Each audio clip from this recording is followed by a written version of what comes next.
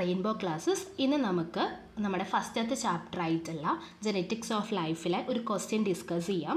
നമുക്ക് തന്നിരിക്കുന്ന ക്വസ്റ്റ്യൻ എന്ന് പറയുന്നത് observe the illustration and answer the question. താഴെ തന്നിരിക്കുന്ന ചോദ്യം വായിച്ചിട്ട് ഉത്തരം എഴുതാനാണ് ചോദ്യം.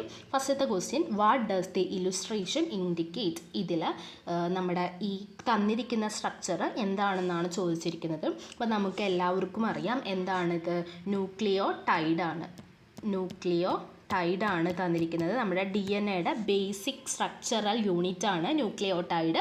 ഈ ന്യൂക്ലിയോടൈഡ് വെച്ചിട്ടാണ് എന്തിട്ട് ഉണ്ടാക്കിയിട്ടുള്ളത്, DNA ഉണ്ടാക്കിയിട്ടുള്ളത്. അപ്പോൾ ഫസ്റ്റത്തെ ക്വസ്റ്റ്യൻ്റെ ആൻസർ ന്യൂക്ലിയോടൈഡാണ്.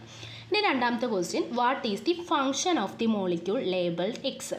എക്സ് എന്ന് തന്നിരിക്കുന്ന മോളിക്യൂളിൻ്റെ ഫങ്ഷൻ എന്താണെന്നാണ് ചോദിച്ചിരിക്കുന്നത്.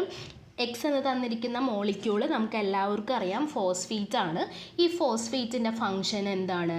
രണ്ട് ന്യൂക്ലിയോടൈഡുകൾ തമ്മിൽ യോജിപ്പിക്കുക എന്നുള്ളതാണ് എന്തിൻ്റെ ഫങ്ഷൻ, നമ്മുടെ ഫോസ്ഫേറ്റിൻ്റെ ഫങ്ഷൻ. ഇപ്പോൾ ഫോസ്ഫേറ്റിൻ്റെ ഫങ്ഷൻ എന്താണെന്ന് ചോദിച്ചു കഴിഞ്ഞ് കഴിഞ്ഞാൽ formation of bond that link nucleotides together. ന്യൂക്ലിയോടൈഡ്സുകളെ ഒരുമിച്ച് കൂട്ടുന്ന ബോണ്ട് ഫോം ചെയ്യുക എന്നുള്ളതാണ് ഇതിൻ്റെ ഫംഗ്ഷൻ, നമ്മുടെ ഫോസ്ഫേറ്റിൻ്റെ ഫംഗ്ഷൻ.